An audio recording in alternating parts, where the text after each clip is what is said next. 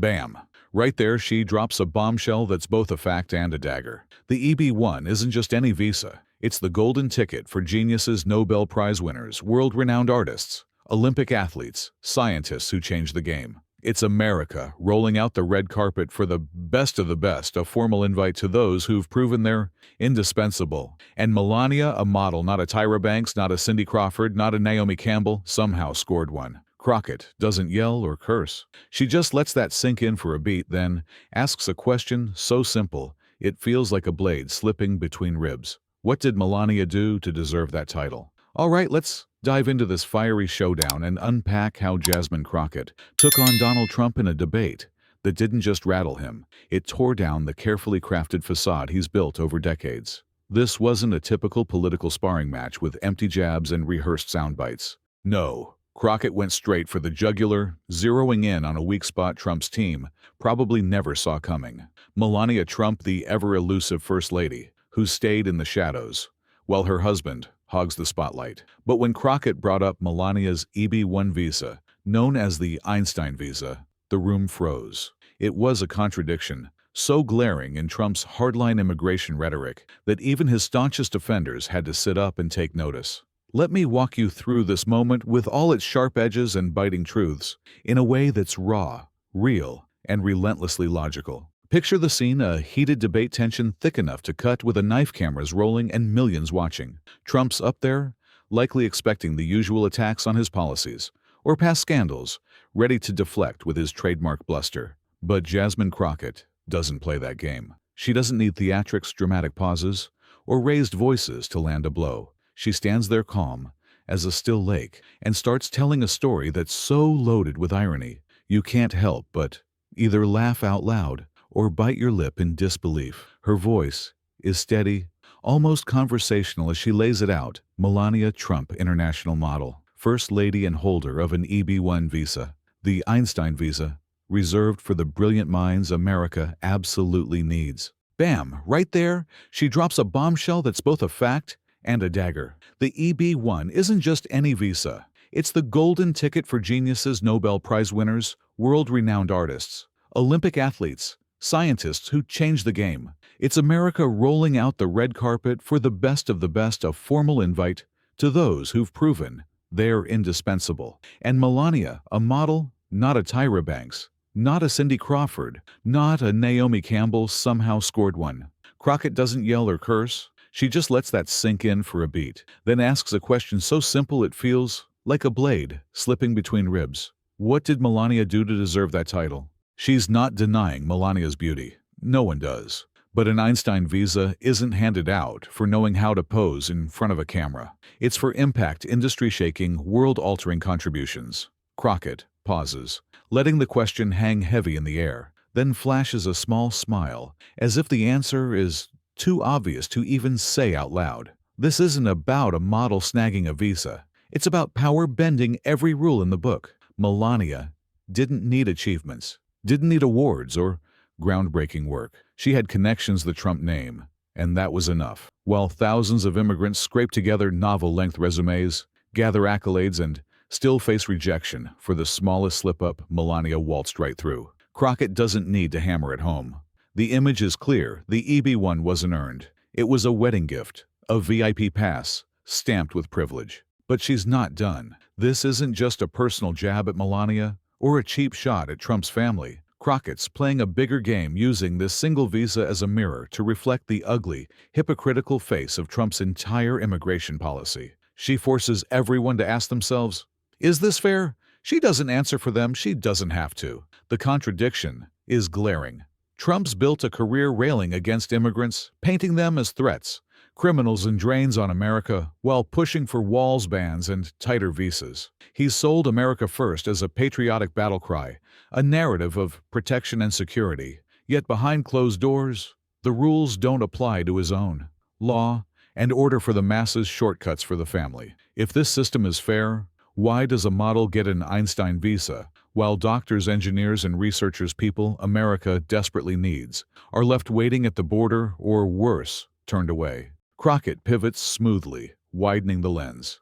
This isn't just about Melania's visa. It's evidence of a darker puzzle. Trump didn't just build walls, he built stories, divisive narratives that turn immigration into a weapon. Under his watch, it's not about security or law. It's about political gain, picking who gets in and who gets booted, based on what plays best with his base. She throws out hard numbers like a slap in the face. J-1 visa holders contribute $43.8 billion to the U.S. economy and support over 300,000 jobs. These are doctors working grueling shifts to save lives, teachers in underfunded schools, researchers developing vaccines. America doesn't just need them, it relies on them. Yet Trump slammed the door shut with reckless travel bans and visa overhauls, exacerbating crises like the doctor shortage by blocking foreign-trained physicians from residencies here. Crockett lowers her voice like she's revealing a dirty secret. Trump isn't protecting America. He's choosing who gets to be American. Meanwhile, Melania's EB1 stands as living proof of the double standard. No research, no awards, no measurable impact, just the Trump name on paper. The visa for geniuses became a favor, a shiny trinket in a wedding gift box. Crockett doesn't hold a grudge against Melania personally. She holds one against the system that allowed this, and the leader who proudly exploited it. She wraps this point not with a scream, but with a quiet, cutting truth. Trump promised to shield America from outsiders, but in the end, he only picked the outsiders he liked. Immigration under Trump isn't policy. It's a tool, a vote winner, a divider, a shield for his own, while pushing out those who truly build America. She doesn't stop at the personal. Crockett paints a broader, uglier picture. Trump's administration implemented xenophobic travel bans, targeting 19 countries with barely any exceptions, paused refugee programs with claims of detrimental impact, yet expedited processes for white Afrikaners via a Google form. International students, professors, scientists, people who bring money, talent, and ideas to America's universities were treated as security threats. Visa policies became intellectual control, choking innovation, while Trump's base cheered border security. Crockett says it's slow and deliberate. This isn't just border control, it's a power grab. And all the while, Melania's visa stands as the ultimate hypocrisy.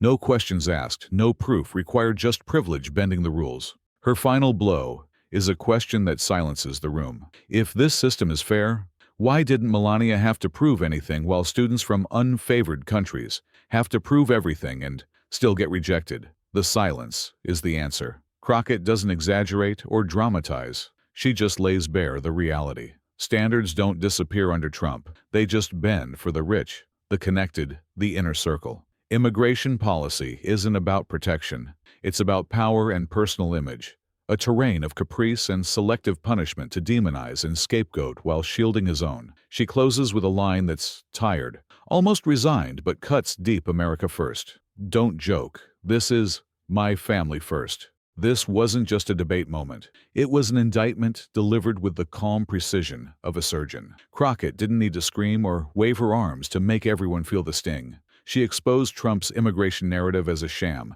using Melania's visa, not as gossip, but as a scalpel to dissect a system riddled with double standards. While Trump's rhetoric divides and distracts, while he cuts off $14 million from Medicaid and guts protections against scams, Crockett stands firm, asking, what kind of security do these bans really bring? The answer is clear: none. Just votes, power, and a red carpet for the chosen few. As the lights dim, she leaves the audience, millions of Americans sitting in a colder room, wrestling with the question, what's fair about a country that turns away those who need a chance while rolling out the welcome mat for the president's family? That's not a speech. That's a reckoning. Let's keep rolling with this story, diving deeper into the layers of Jasmine Crockett's takedown of Donald Trump during that blistering debate. She'd already landed a gut punch by exposing the glaring hypocrisy of Melania Trump's EB1 Einstein visa, using it as a window into the double standards of Trump's immigration policies.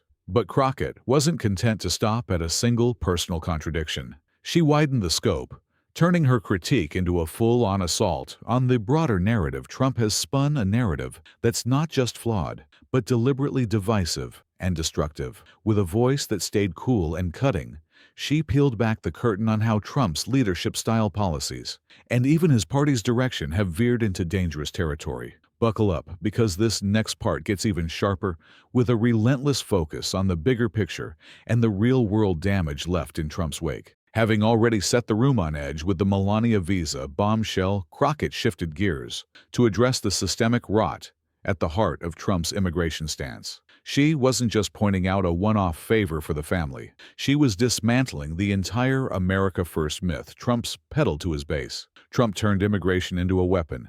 She said, her tone still measured, but carrying the weight of undeniable truth. It's not about security, it's about picking sides, deciding who gets in and who gets booted, not based on law, but on what wins political points. She didn't need to raise her voice. The accusation landed like a brick through a window. Trump's policies, from travel bans to visa overhauls, aren't protecting America. They're curating it, cherry-picking who's worthy based on narratives of fear and exclusion. She doubled down with specifics because Crockett knows facts cut deeper than feelings. Trump's administration banned entry from 19 countries, with almost no exceptions, paused refugee programs claiming they're detrimental to the U.S. She laid out each word deliberate, but then expedited processes for white Afrikaners via a Google form. Explained that. The contrast was stark and ugly. A policy that slams doors on desperate, thoroughly vetted refugees while fast-tracking a select few based on race and political optics. It's not random. It's calculated. Crockett painted Trump not as a protector, but as a gatekeeper, playing a game of favoritism, using immigration as a tool to stoke division and rally his base with imaginary threats. And she didn't stop at borders. Crockett connected the dots to how Trump's visa policies choke America's intellectual and economic lifeblood. Foreign students, professors, scientists, these are people who bring talent, money, and ideas to our universities. She pointed out, her voice slowing for emphasis. They contribute billions to our economy, but Trump turned them into political targets, cutting funding, threatening visas, forcing schools to pick the right kind of student. She called it what it is. This isn't border control, it's intellectual control. Under Trump, immigration policy became a way to stifle innovation, to punish diversity of thought, all while his supporters cheered for security. The irony: while Melania's EB-1 visa breezed through as a VIP favor, the real contributors, doctors, researchers, engineers, face endless hurdles or outright rejection. Crockett's next move was to zoom out even further, tying Trump's immigration hypocrisy to a broader pattern of governance, or rather, the lack of it. She didn't just stay on policy. She went after the man himself and the party enabling him. Trump's record on visas is riddled with extremism, dogmatism, fanaticism. She said, each word a jab at the chaos he's sown. He's turned our visa system into a terrain of caprice and selective punishment, a tool to wield against political enemies and scapegoat immigrants. It's not governance, it's personal vendetta, dressed up as patriotism. She accused him of using these policies to distract from domestic failures, cutting 14 million Americans off Medicaid, gutting protections against scams and fraud, and tanking small businesses with erratic tariff policies. While he's demonizing visa recipients, he's destroying lives at home, she charged. That's not leadership, that's diversion. But Crockett wasn't content to leave it to Trump alone. She turned her sights on the Republican Party, the machinery that's propped him up, even as it sinks under the weight of his influence. Echoing voices like Arnold Schwarzenegger, who's called Trump the worst president in history, and warned of a GOP resembling a Titanic heading for disaster, Crockett hammered home the idea that the party has lost its way. The Republican Party I see today isn't the big tent it once claimed to be, she argued. It's shrinking, pushing out even those who built it with policies that exclude rather than include. She pointed to their rejection of healthcare reform, denial of climate change, and refusal to address real issues facing diverse modern America. They're not just losing at the box office of public opinion, she quipped, borrowing Schwarzenegger's metaphor. They're losing trust.